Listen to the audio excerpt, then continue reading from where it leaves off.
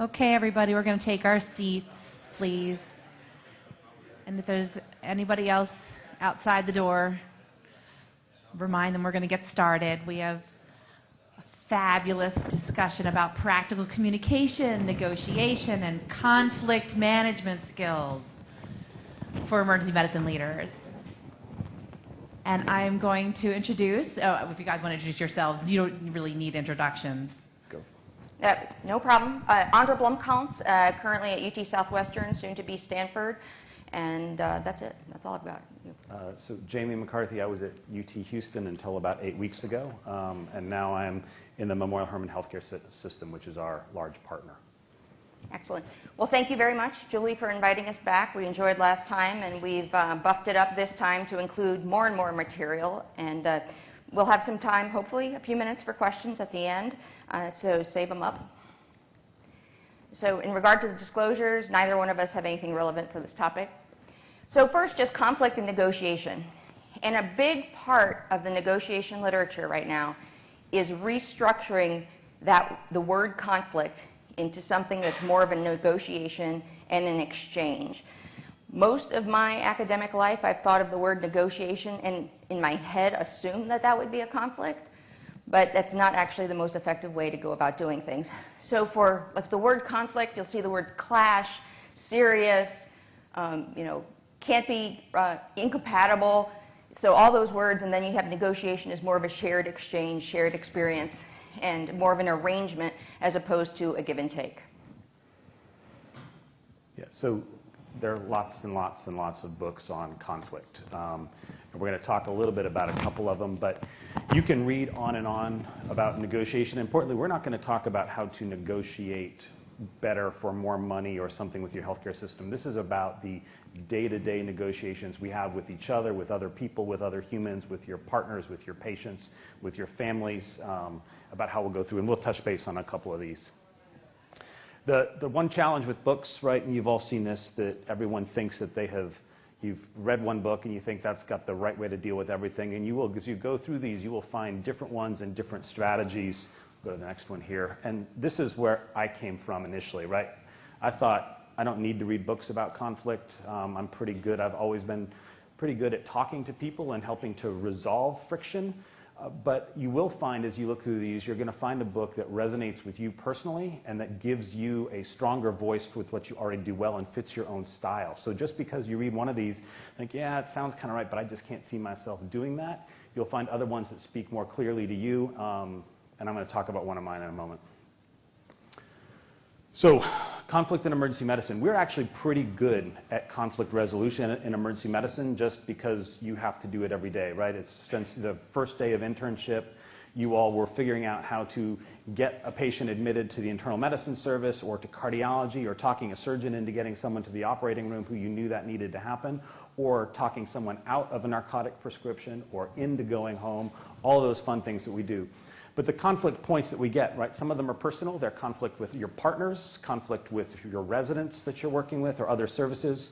The academic conflict is a little more nebulous, and we'll touch base on some of that. Of course, there's business, where the money comes from and how much everybody gets paid and how compensation works. And then clinical, the part we touched base. Some of the sources of conflict, they're the obvious ones that you'll think about, and then there's some that are less obvious. One of the ones that I think we don't do a very good job at addressing as a collective specialty is when you come in and inherit a mess that your partner left you, right? And how many of you actually ever go back and have a conversation about that?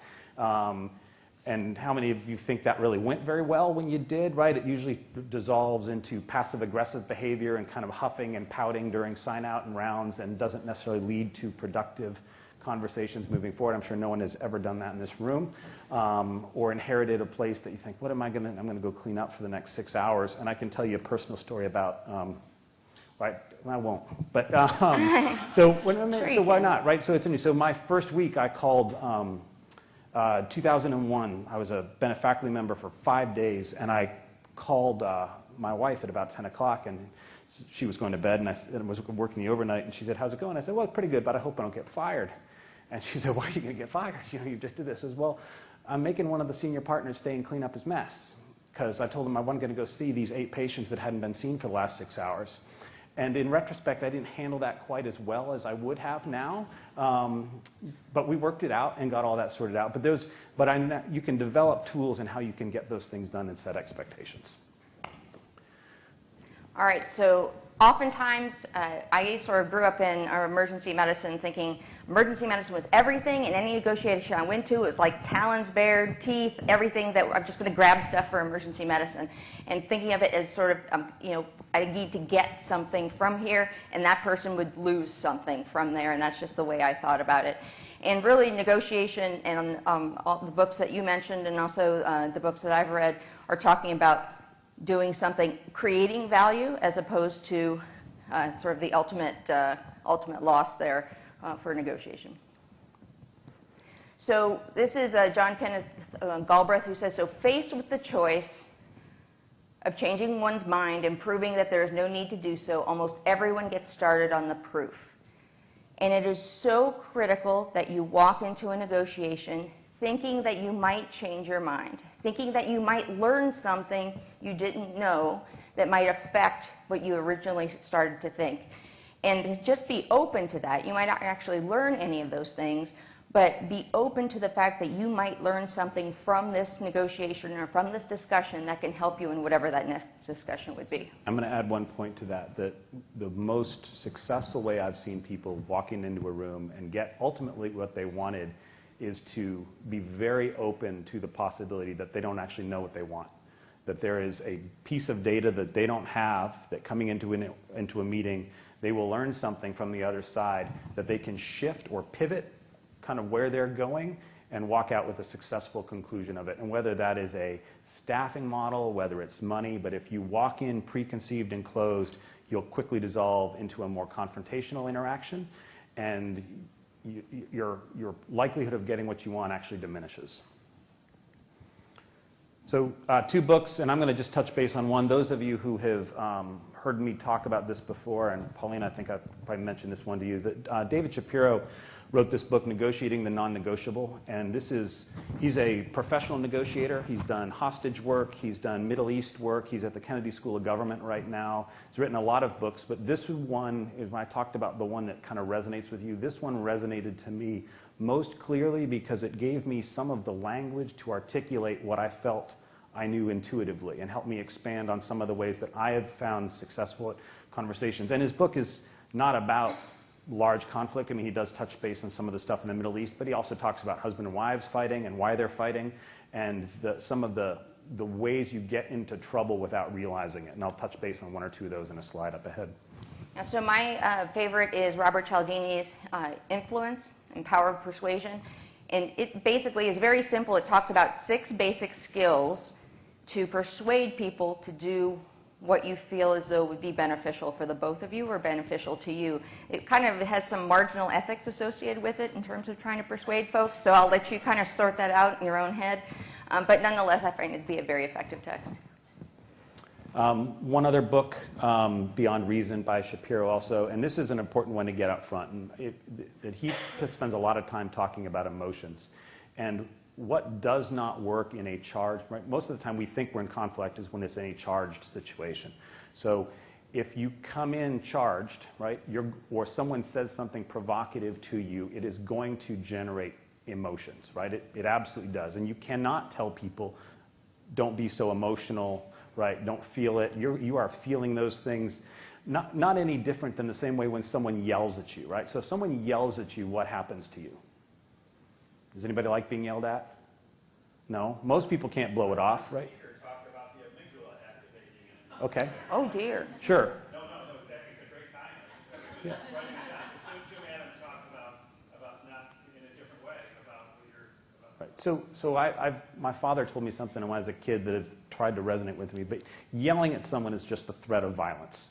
Right? You feel physically threatened when someone yells at you. It creates a response the same way any of the other things will trigger an emotional response to someone. And it is important to understand them and to recognize that body language and that behavior and not ignore it. So call someone out politely, I guess, but recognize what I'm saying is clearly upsetting you. Let's talk about what why you're upset about it and what that is. Sometimes it's very obvious, but sometimes you'll find what people are getting upset about is not quite what you meant. And the most important to recognize when I'm saying something and you're getting visibly upset and frustrated is to start understand that doesn't make sense why he'd be so angry when I just said that. What have I done?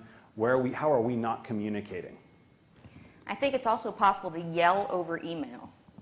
Yeah. And you don't realize the impact that might have on the person on the other end. And we've all been received such emails, but nonetheless, I think you can still provoke emotions, even in writing. Don't ever email angry, or even at all if you can. I don't know how you do, but I've walked completely away from email about anything challenging and confrontational. Right? It always has a conversation first, and then a follow-up just about, here's what we talked about, make sure we're on the same page and understanding, but otherwise it will be misinterpreted, misunderstood, and forwarded and manipulated to say something entirely different. Shapiro talks a little bit about the tribal mind, and I'll just touch base on two of them that are important, I think, to do. One is vertigo, we're going to do again in a minute. One is identity politics. And he makes a really interesting point that we are tribal as people. We pick teams, so we often go in. If you're going in as an emergency medicine, you're in as emergency medicine. And you'll go in and fight for what emergency medicine needs. But the next 5 minutes later or an hour later, you're going to go to a faculty senate meeting, and you're going to be the faculty, and you're going to be barking at the dean or the president about something they want to do that you think is terrible for the school. And you very quickly flipped into another team, right? He does a great example with kids playing soccer and how you can flip one team to another and they're still upset about whichever team loses that they were on, even if they jump to another one. But it's important to recognize that, because I think if you step back and say, you can get on the wrong team in the room. So you go in as emergency medicine, I'm fighting for emergency medicine, and the right team is probably either the patient care that you're trying to provide, or the organization as a whole, or the school as a whole. And if you've distilled it down to just you and your team, you'll lose the opportunity to have a broader conversation. Wrong one. Oh, sorry. Still going. And vertigo is one of the other topics that he talks about, and this is when you start to spin.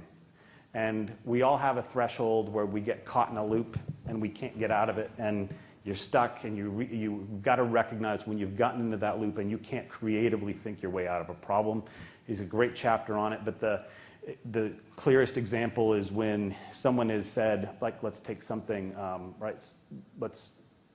you're called into a joint meeting between you and internal medicine, and they want to talk to you about all the BS admits that you keep putting into OBS, right?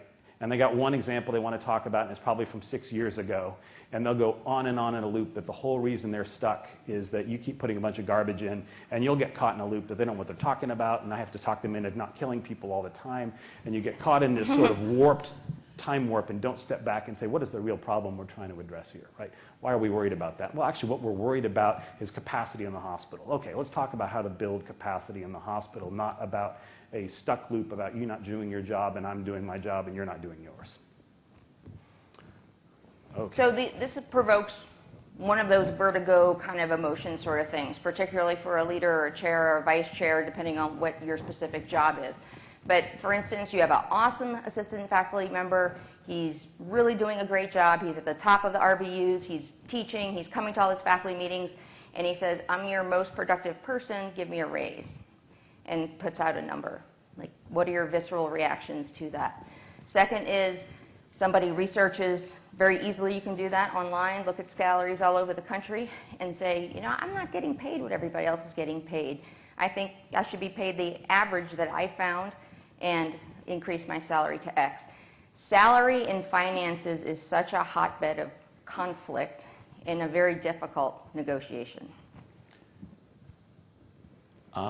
So this is the other one, right? Time and money is one. And why don't we pause a minute and talk a little bit about some of this one. So you're going to get someone who comes in and they're going to come. Some faculty member is going to come to you at some point with a great idea, and we can pick either one of these. And they're going to say, I need this much time to do this fabulous thing that I want to do. and I don't have any money to support it, so let's talk about how do you go about that? That's kind of, and we can go into whichever one of these rather. Or I promise you, if you haven't heard this second one, you will at some point in your leadership position in emergency medicine. Another department, someone you report to, is going to say, I can't believe your doctors don't do any work, that they only work 28 hours a week. That's ridiculous. And I promise you, you will hear that and have to fight that. Which one do you want to jump into? Number one or number two? Number one, okay. So we're gonna call on you then. So how do you do this? Someone walks in and says, I got this great project. I want to do it, but I don't have any money to fund it, but I think that I need 10 hours off or 8 hours off. Yeah. Luckily, I don't have to do it. Yet? But yeah, I think you have to step back and look at how much protection are they already getting, what are they doing with that time, what value is what they're going to do add to your department. You either have the hours to give them, maybe you have them do it on an interim basis so you can see if this is going to work out, is it valuable. But I don't know. A and B are directly related. Yeah. So the answer to B is A. Because yes, we have clinical time, but in an academic setting, the clinical time that we work is less than what would be expected in a community shop. So there's a gap. There's an AC separation, academic community separation. Nice. Thank you. I've been using that for years. Thank folks, I'll be here all week. Thing is, you as a faculty member need to fill that AC separation before we even begin to talk about release time. And right there, that's where you're starting to fill that AC separation. And that's where you take it back. We need, yes, we work 28 clinical hours, but we have also academic time. And that 50-hour pediatrician includes like an hour and a half off for lunch. It does not include Saturday. Yeah. Right. Yes. I actually just negotiated at the top. Okay. At a community setting. And so I think what I had to do was bring forward to them the ASAP guidelines. So like what, ASAP says about ultrasound and meeting all of the assurance. And this program wants to build a QA process. And they're not used to giving protected time to their community physicians. So I just had to kind of show them that their goals are aligned with my goals. And that if they want a robust program and they want me to do it, they have to support me in it. So it was more about just like hearing what they wanted and being like, okay, I want that too, and here's how we get there. Yeah, so if you're solving a problem for someone else, you're in a great position for negotiating. And you guys have all been in that position where you are all here because you are active, productive, been doing stuff. But I want to flip the conversation a little bit. How do you handle it on the other side? And you could mirror what you just said. Let's go with your comment, and then I'll keep going. I think that it's the same thing. It's just you have to soften your position about 8 hours or the numbers and talk about the overarching goal. I suspect that your hospital is interested in patient safety. And if you've identified as a clinician, I think there's a significant patient safety concern around our lack of QA and ultrasounds, for example, that someone needs to do.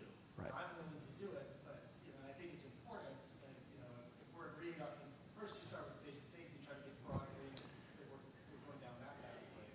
I think you have a chance, and then it becomes a question of how much time, and allow whoever you're negotiating with, whether you're the chairman or chairperson or the faculty advocate, allow them to start being creative about what does it really take to do this, so we can achieve a good patient safety QI or QA process Yeah. for ultrasound.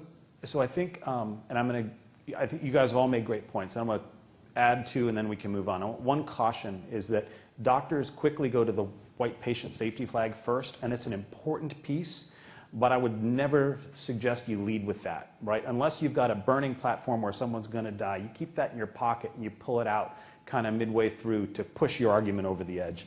But what you want to do is exactly this, create a value proposition, right? So when I had faculty members come to me and say, want to do something, I said, okay, first is, does this fit within what we want to do as a department, with what fits for the school and the organization, and is it consistent with where we're going? And then I would often push back and say, come back to me with the value proposition and come back to me with a program with deliverables that everyone will see. Was one of the real challenges you will have in emergency medicine is we are pretty transparent because everyone's going to see the schedule, and if you aren't one yourself, you have someone in your group who's a shift counter, right? And they're going to want to know how many hours you worked and why you worked one more Saturday night than the other person did, and you'll have that. And when someone has a reduced time on the schedule, that's coming out of the community pot, right? And they're going to want to know, and they have a right to know, what that money is being spent for, and it's something that's valuable for the organization is one. The second, we do have the ACGME rules, right, around our 28 hours in the RRC, but I would never lead with that. The RRC says they can only work 28 hours a week because they're going to come back to you having read the rule book and say, how many core faculty do you really need, right? How many faculty do you have? You've got 35 faculty, but you've only got 20 residents, and according to my rules, that means you only need 1 core faculty per every 3. So let's talk about what full-time really looks like, and doctors don't work 40 hours a week. They work more like 50 hours a week. So we need to see a schedule that's got like 2,500 hours a year on it, right? And some of you have had that conversation, you will. So that's a longer topic, but there are ways to go at it. The nights and weekends is great, right? And that's one to bring up, that there is a credit for doing nights and weekends. And I have seen people build a schedule that looks much more robust, and then they dial back night credit into it, like call pay, right? Which everybody understands call pay in the other services. No, it's just call pay, and instead of paying them more, I just reduce their time so they can be more productive academically, because my doctors are more interested in academic productivity than just making more money.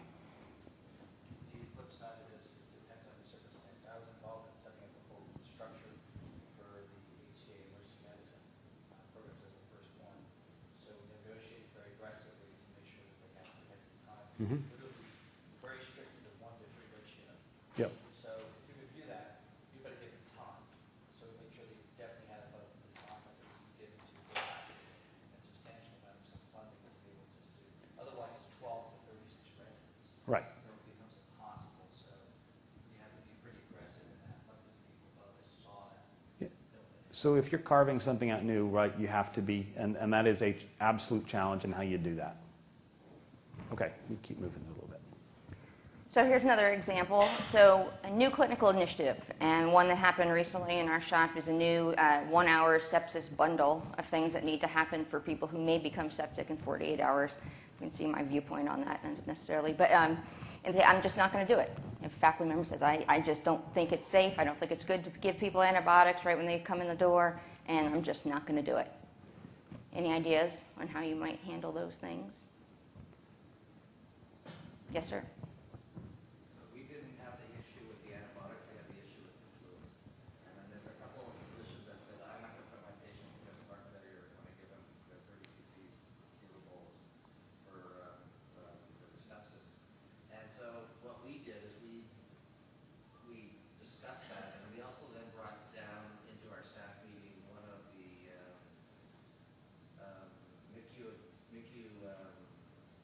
associate directors down and talked to us about the initiation of fluids and why it was important, and how even if they did go into some element of failure, that the worst case scenario is that they would tube them in the ICU and diurese them and they can manage that, but it would rather than be normal intensive and eubulemic rather than on the other side having a lot of patients that are really sick and under resuscitated. And so that kind of gave a kind of a different perspective on the whole group, and really the measurement really is are you getting your 30 cc's per kilo bolus. We also made it easy for them to do it because it used to be they had calculated, and we actually had it self-calculated with the button. They calculated by their weight, and then we made an order set for it all to happen. And then we actually reported back to them and said, this is how we're doing over time, and we did it by we have a couple departments, we did it by department against each other, but it addressed the issue of we always had that same argument of we're going to give them too much fluid, they're going to go to failure, and we got to kind of go at it differently. Yeah, I think particularly for any new initiative, particularly one that might be challenging, you want to make it super easy for that person to be able to do their job. And if they have to calculate or go find the patient's weight or figure out whether it's ideal or actual and all those things, that there's going to be that much more resistance to that. Someone else had their hand up, maybe? We'll move on. Oh, yes, sorry. Sometimes those people who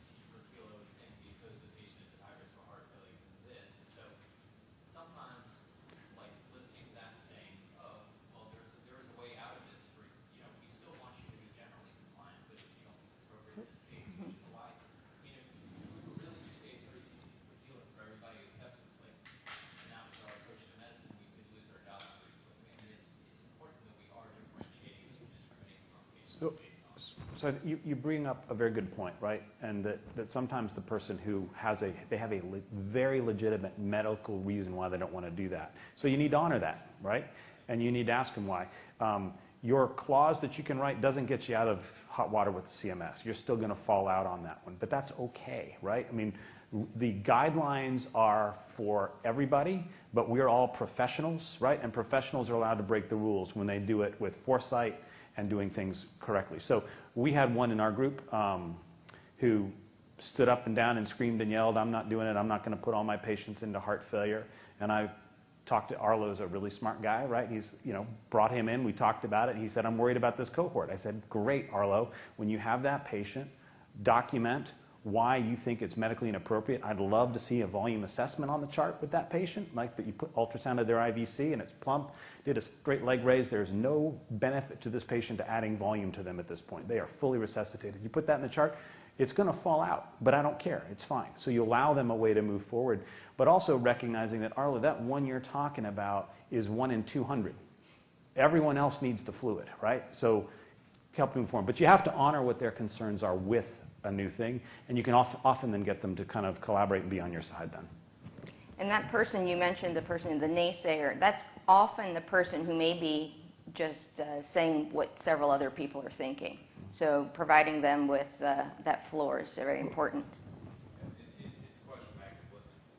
Listen to what their objectives are and give them a chance. As you're saying, if the science is not known, and we don't know the science of volume versus pressors, then give them the chance. Okay, do it this way, and it's not incumbent on you to prove that what you're doing is okay.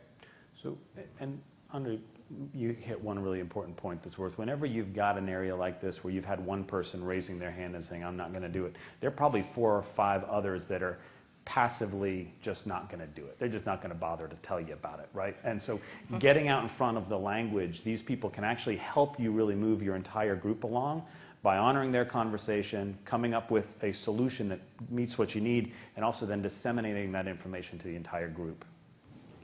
So Julie, it looks like there might need to be an hour on sepsis protocol negotiation just now. Yeah, so this is a great one. If you have not dealt with substance abuse yet, you will.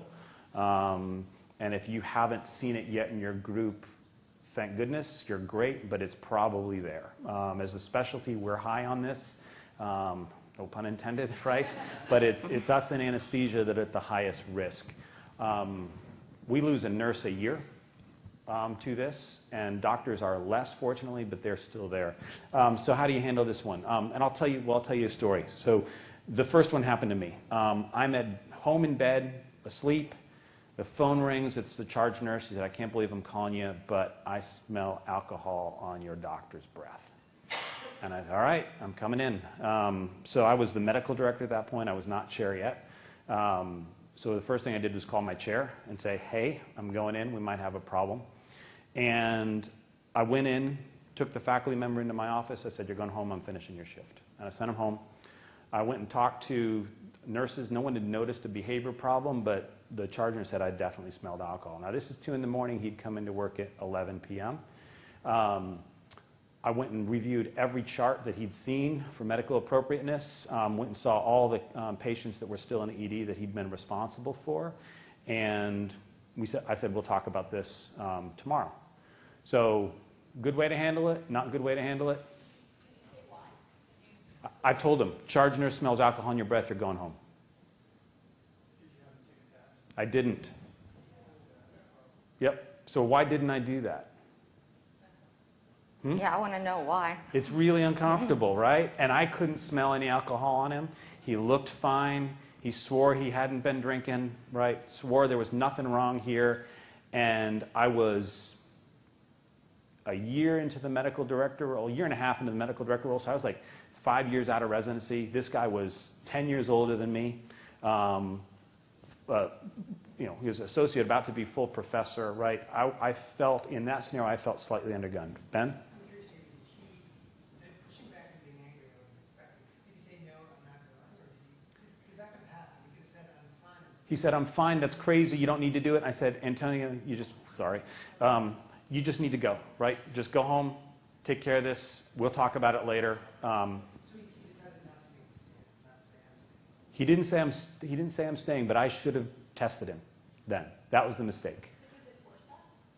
So yeah. So most hospital bylaws have something in there, a medical staff sign if there's impairment there. So now he could have refused, right? But if he had refused the test, that would have changed the subsequent conversation in a very, very different manner. So I absolutely would, in retrospect, if you have someone, and I've learned, the next time I had to do this, I took him straight and said, we're going Ahmed, come on, we're going to do a blood draw and you're going to pee in a cup. And that one was positive also. So this will happen to you. And we can come back to this a little bit. The second one is even worse, right? So this is someone who comes to you and says, you know, I think I smelled alcohol in this doctor's breath yesterday when I came in to relieve him. And I'm like, well, why didn't you call me about it, right? And the first, well, they were going home, you know, and I didn't want to wake you up, and like, you know, so all of those. So how do you handle that situation with someone? So now you've got a faculty member that you've been, or a resident, that someone has come and said, I think there's an impairment problem with this individual. I think they came to work yesterday smelling of alcohol. How do you manage that with your faculty member? Okay, you bring them into the office, and what do you say? Yeah, so, and they're going to say, yeah, I'm fine. So what? So this is a complex scenario, right? You're about to ask someone if they have a substance abuse problem, and you've got to do it in a way that doesn't violate the trust of the person who just came and told you they were concerned about something. So how do you handle this? Yes, sir. Just at something from earlier in the day, someone said to start off, but just wanted to check with you, is everything okay first? Mm-hmm. Get a stance, maybe do something else. There's some questions, you know, some people are concerned about you. And start off, and maybe you lead into it. Sure. It's a tough discussion, because you don't have time for him to get your blood test necessarily, you might get a system. But you give the chance to speak about something first, see if there's something else, and maybe get to it in time for discussion. Yes, sir. I think for me, the key thing is to express to the person that you're really genuinely concerned about, you know, the function of the person and their future career as a physician. And so we can give the nuts and bolts on how to say it, but essentially for me, that's what this comes down to. I had a lot of the conversation about some similar messages where, you know, it really is about, I want to work through this so that you can have a successful life/career. In order for me to do that, I need to know everything, and I promise I'll do everything within my power and in legal capacity to make that a reality for you, to help with this. Now, let's put the cards on the table and see what we can do. Yeah. So, and just, yes, so I agree. The first piece, of course, right, you're worried about them. As an individual, you're worried about their profession, their livelihood, but you have to bluntly ask the question. You have to bluntly say, this was brought to me, tell me why this isn't true, right? Or is this true? What's going on here? I think you ask about what else is going on. I think when you have faculty who are struggling in other parts of their life, you will see aberrant behavior at work, yelling at people, aberrant behavior with alcohol, with other things, and that's I think an excellent point, one thing you want to get into, and tell them there is help, and that you're here to help them and to support them and to do whatever you need to do. I'll tell you this story. Go ahead. Yes. No, I said it doesn't. These are often don't end happily, right? There's often you get to a crisis with them, but I think it's incredibly important to recognize that for the individual health, you know, we as a profession have some of the highest suicide rates of any other profession, right? There's a lot on wellness, right? And it's directly tied to substance. The substance abuse and suicide go hand in hand, so it's a huge risk for our profession. So my question is, when you're having these conversations, do you think it's important to have somebody else there with you? And then the second part is, I guess, some sort of documentation. Yeah. How you confidentiality versus documenting, could be subpoenaed. Yeah, so great question. The documentation is really very important for you from an HR perspective, and if you're going to go towards actionable things later, and you want to talk with your HR group about how to do it. Having someone else in the room, I think, depends on who you're having the conversation with, what your relationship with them is, and where you think this is going to go. And it depends on what the topic is. Substance abuse is one I'm okay having in a one-on-one with someone I know. sexual harassment, some of the other stuff, there are some charged ones where you'd want some other people in the room for some of those. But for a substance abuse, I think sometimes bringing in a third party can make it less likely that you get what you want out of it, or what they need. But you do want to document, and you want to document all those and keep those in a secure personnel file so that you have that piece later if you have to action on it. Most universities will have an employee assistance program. Yeah, absolutely. It's anonymous. They didn't seek help, but they don't have to be aware Right. of seek help. Yeah, so you absolutely want to understand the resources you have for these people, and do that proactively. And I have, over the years, absolutely, and as the chair I could at UT, I could mandate that a faculty member reach out to the Employee Assistance Program. I wouldn't get a feedback on it unless I did what was called a fitness for duty assessment, but I could mandate they go and talk to someone. They could talk about the flowers, but they had to at least go, and it gave them an opportunity to seek help. Something that I found effective and wish I had thought of in my first of, I guess now about 10 instances like this, is to get a peer mentor or a friend of that person. I think they feel much more supported when they have someone that they can share those things with, or even drive them to rehab, or it just seems to work. So I'm of the philosophy you should have somebody there that can support that faculty member right then and there. So, Yep. yeah, and I think it depends on, it absolutely depends on who they are. Some people that will work for, and some it doesn't, but you're going to know these people well, typically. Brian, you certainly had to deal with it, I'm sure. I mean, it's just to give you the odds of, I had to deal with this 4 times in my tenure as the director and then chair. One of them's dead. One of them hates me, and 2 of them thank me for saving their career, right? One of them's not been in our department actually both are gone. One's been gone for a long time, but I get a Christmas card every year from them thanking me. And no kidding, I'm getting power texted right now for this exact situation. So, yeah, so it does happen, obviously. So this is understanding where there are lightning rods in all of your lives, and understanding things that are sacred to you and to your practice, that you're going to need to be aware of. And why you're aware of them is so that you don't spin into a vertiginous situation when someone asks the question, right? So the question, like, airways, right? Sooner or later, right, someone's going to say, yeah, why don't you guys call anesthesia to do all your airways, right? I know these guys upstairs. That will happen, right? And I bring this up just to be aware of where you have inviolate sections where you're not going to tolerate any kind of questioning of them, so that you're aware of them and you can be thoughtful about those scenarios, so you don't fall into a reactionary response when someone asks what to them seemed like a pretty reasonable question. So turf. And so these are a couple classic ones. New trauma director wants to start having anesthesia come down for all airways. And actually that still happens at quite a number of institutions. And the chair of medicine said, I'd like to put down a AOD, admitting officer of the day, downstairs to decide who gets admitted and then what service that they go to. Quickly, a couple ideas or a couple comments, because we both value your time and we need to skip ahead.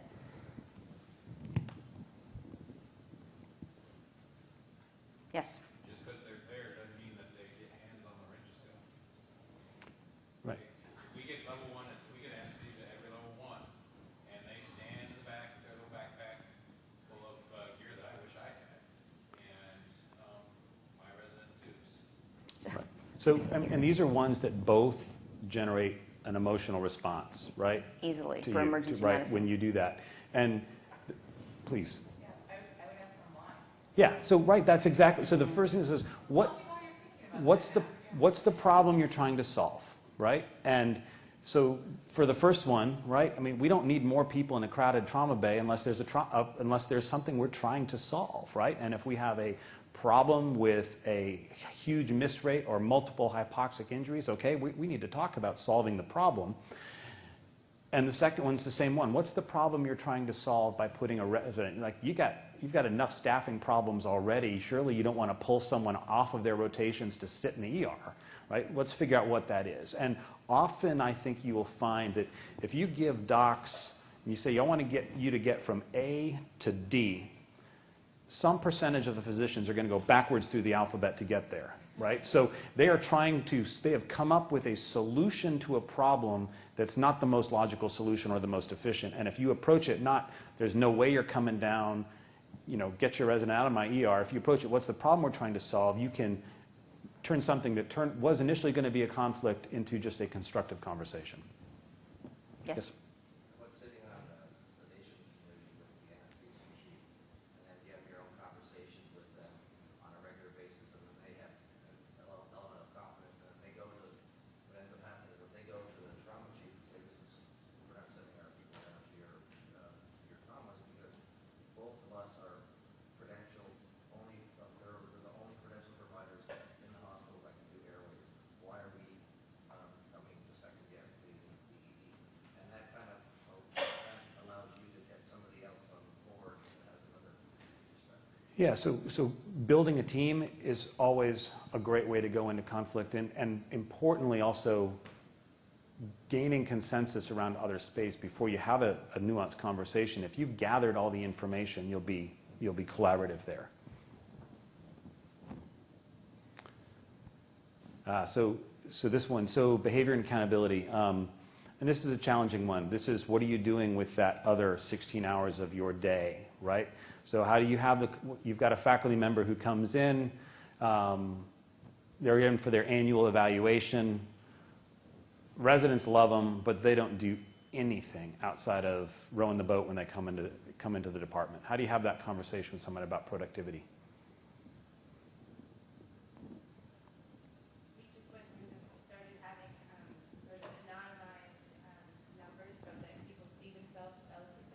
So you give a bar graph where it shows conference attendance for our whole faculty group. And if this person is consistently, on the left side of the graph, which is where you don't want to be, it is a visual cue that they're outside the mean, and sometimes helps, I think, in recognition. Yeah, so clear expectations about how they are performing against their peers.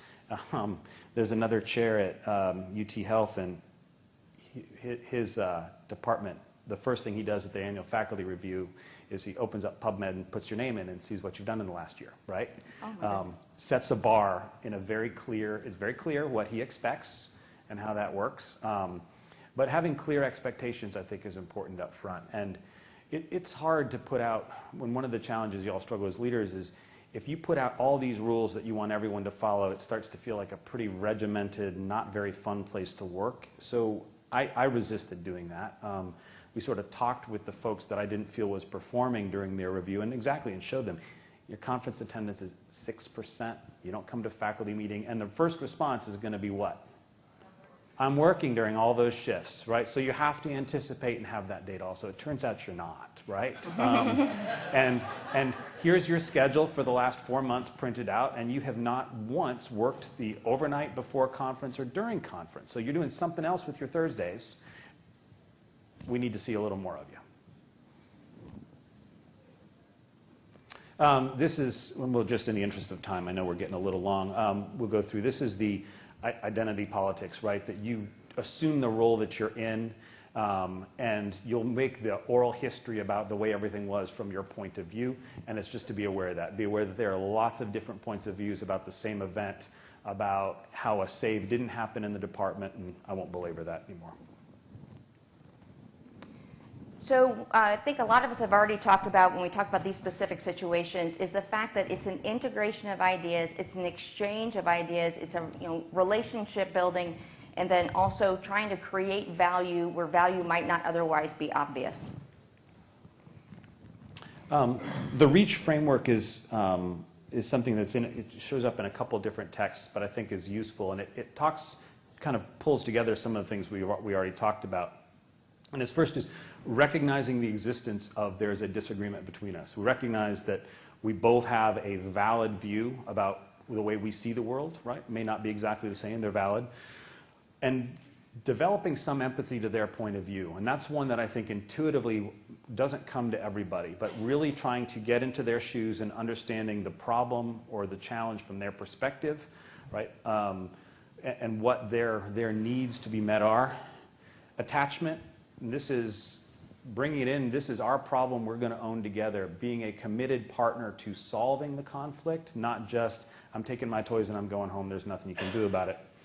And that if you do this well, the ability to really develop a much tighter working relationship afterwards. So sometimes potential conflict, if you handle it the right way, you come out of it not just having resolved that problem, but with a much better working relationship down the road, so you're less likely to have friction in certain areas.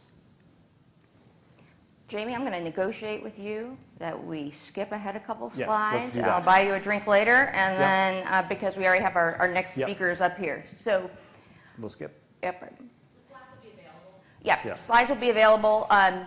So briefly, that was the negotiating the non-negotiable. This was the powers of persuasion. I'm going to give you just a few kind of what I consider critical skills and critical things to think about in your next negotiation, and then we'll wrap it up. So these are the 6 rules of powers of persuasion, and I will send out, if Julie will let me, a quick, like 15-minute thing where Cialdini actually delivers this at a conference in terms of each of these and provides examples, and it's really worth the 15 minutes to take a look at it. The first one is rule of reciprocity. People want to give back. They have to give back if they receive something.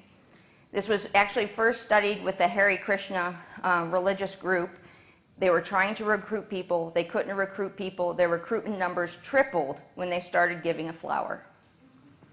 Absolutely true. People have to give something back. There are thousands of people who send and receive Christmas cards or emails of people they don't know.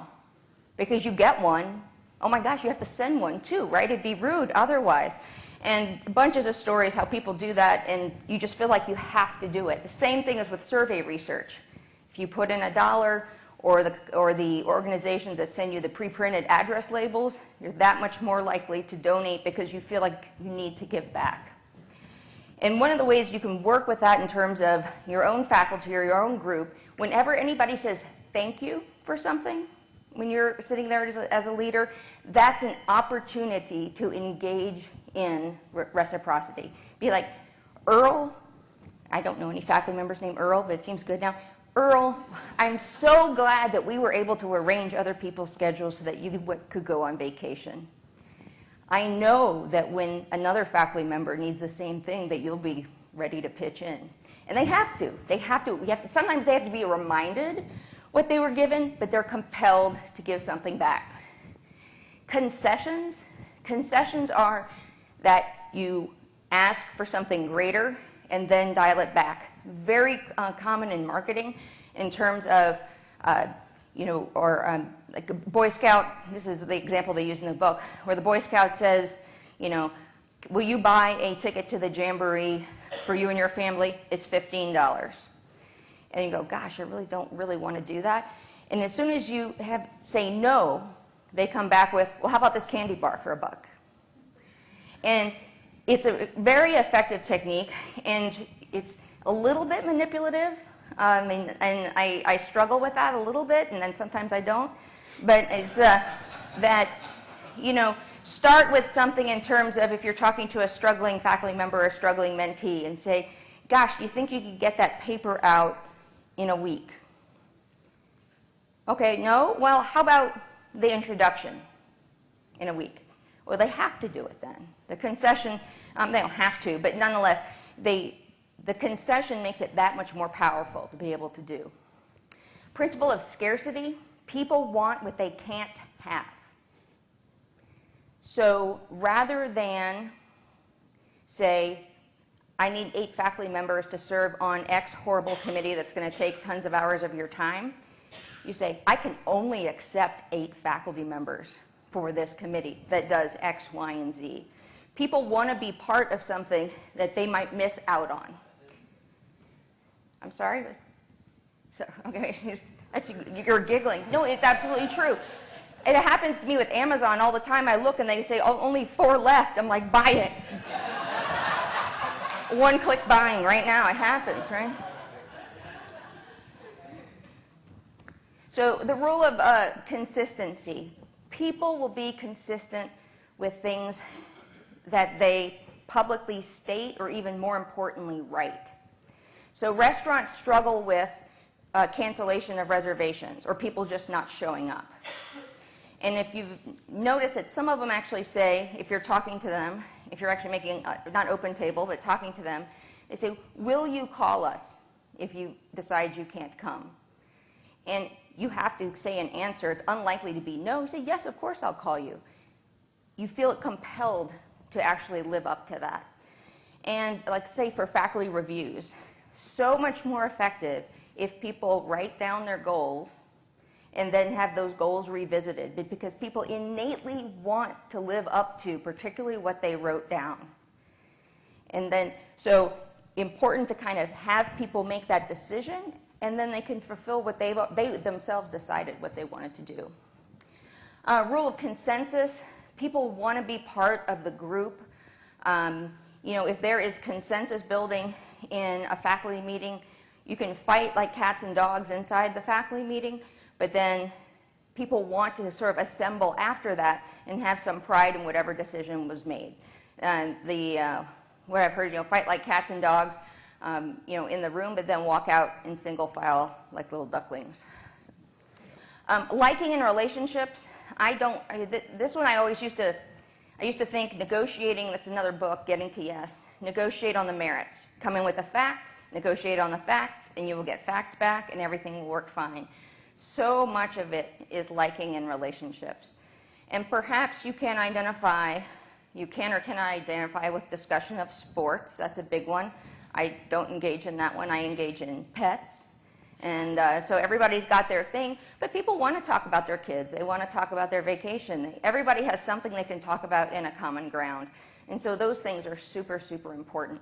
Lastly, and incredibly important, does anybody know what BATNA stands for? Yeah, best alternative to a negotiated agreement.